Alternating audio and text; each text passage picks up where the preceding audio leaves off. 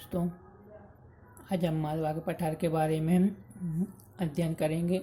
जैसा कि आप मैप में देख पा रहे हैं, ये मालवा का पठार है।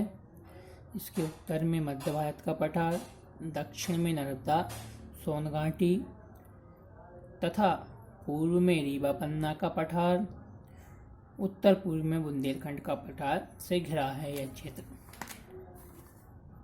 मालवा का पठार यह एक समतल उच्च भूमि के रूप में जाना जाता है। अगर इसकी संरचना की बात की जाए तो यह लावा से निर्मित है, अर्थात जो ज्वालामुखी उद्गार से लावा निकलता है उससे निर्मित है। यहाँ पर दक्कन ट्रैप की चट्टानें पाई जाती हैं। अगर हम मध्य प्रदेश के कुल भौगोलिक क्षेत्र की बात करें तो मालवा का पठार सबसे बड़ा भौगोलिक क्षेत्र है। यह मध्य प्रदेश के 88,222 वर्ग किलोमीटर को घेरता है। मध्य प्रदेश के कुल क्षेत्रफल के 28% भाग को यह घेरता है, अगर प्रतिशत में बात की जाए तो। अगर हम मालवा के पठार की जलवायु की बात करें तो यहाँ पर सम प्रकार की जलवायु पाई जाती है, अर्थात गर्मियों में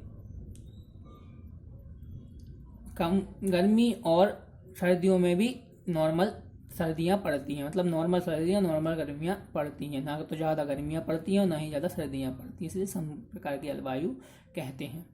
और चीनी यात्री फाहियान ने इसे विश्व की सर्वश्रेष्ठ जलवायु कहकर पुकारा है। चीनी यात्री थे एक फाहियान, इनने मालवा की पठार की जो जलवायु है उसको विश्व की सर्वश्रेष्ठ जलवायु कह के संबोधित किया है अपनी पुस्तक में। इसे हम उष्णकटिबंधीय मानसूनी प्रकार की जलवायु के नाम से भी जान सकते हैं। उष्णकटिबंधीय मानसूनी प्रकार की जलवायु, जो कि हमारे देश और हमारे प्रदेश की भी विशेषता है। हमारे प्रदेश, अगर यहाँ पे हम मिट्टी की बात की जाए तो यहाँ पर काली मिट्टी पाई जाती है और काली मिट्टी कपास के लिए काफ़ी अच्छी होती है। कपास अच्छे से पैदा होता है काली मिट्टी में, काली मिट्टी की विशेषता होती है। अगर यहाँ की नदियों की बात की जाए तो बेतवा, पार्वती, चंबल, छिप्रा, सिंध, माही आदि नदियाँ यहाँ पर प्रवाहित होती हैं। कर्क रेखा मध्य प्रदेश के मालवा के पठार के मध्य प्रदेश के मध्य से भी गुजरी है और मालवा के पठार के बीचों बीच से भी गुजरी है। यह इस पठार को दो भागों में बांट देती है। कर्क रेखा मालवा के पठार को दो भागों में बांट देती है, जो कि मालवा के पठार के बीचों बीच से होकर गुजरती है। अगर इस पठार के जिलों की बात की जाए, इस पठार के जिलों में उज्जैन, देवास, इंदौर, रतलाम, झाबुआ, नीमच, शाजापुर, सीहोर, भोपाल, विदिशा, आगर मालवा, राजगढ़, गुना, अलीराजपुर, इंदौर आदि जिले आते हैं। यह सबसे बड़ा भौगोलिक प्रदेश है, इसलिए इसमें जिले भी काफ़ी आते हैं। कुछ जिले पूर्णतः आते हैं, कुछ जिले आंशिक रूप से आते हैं। अगर यहाँ की वर्षा की बात की जाए तो 75 सेंटीमीटर से लेकर 125 सेंटीमीटर तक यहाँ पर वर्षा होती है।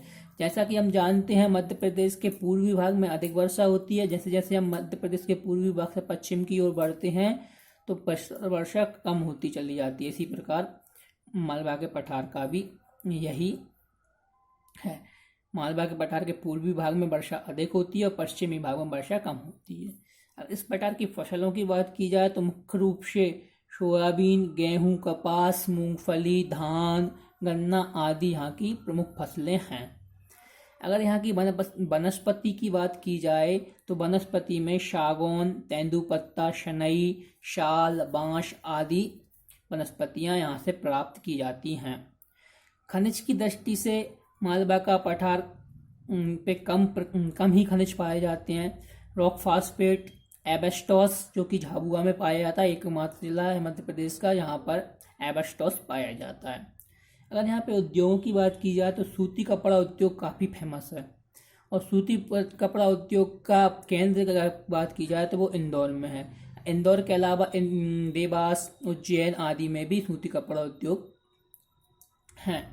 इसके बाद भेल, जो कि भोपाल में स्थित है, मंडीदीप रायसेन में स्थित है, पीतमपुर, धार आदि औद्योगिक केंद्र भी मालवा के पठार में स्थित हैं। अगर मालवा के पठार में पर्यटन और धार्मिक स्थलों की बात की जाए तो वन विहार भोपाल, इसके अलावा बड़ी झील, छोटा तालाब, बड़ा तालाब, जामा मस्जिद आदि चीज़ें भोपाल में स्थित हैं। इसके अलावा महाकालेश्वर मंदिर उज्जैन में स्थित है, महाकालेश्वर मंदिर उज्जैन, भीमबेटका रायसेन, उदयगिरी की गुफाएं विदिशा, सांची रायसेन, भोजपुर का मंदिर रायसेन आदि यहाँ के पर्यटन और धार्मिक स्थल हैं। अगर इस पठार की औसतन ऊंचाई की बात की जाए तो वो 500 मीटर है और इस पठार की सर्वोत्तम चोटी, सबसे ऊंची चोटी की बात की जाए तो वो सिगार चोटी है जिसकी ऊंचाई 881 मीटर है। यह रहा अपने मालवा के पठार का पूर्ण विस्तार से अध्ययन। तो दोस्तों आपको ये वीडियो कैसा लगा? अगर आपको ये वीडियो अच्छा लगा है तो लाइक करें, सब्सक्राइब करें, धन्यवाद और शेयर